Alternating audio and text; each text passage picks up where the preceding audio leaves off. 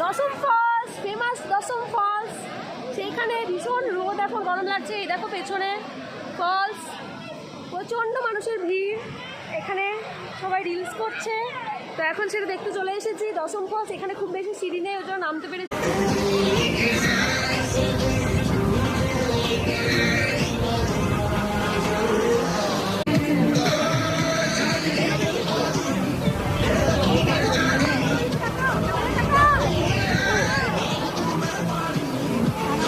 আর রাঁচির এটা খুব famous false.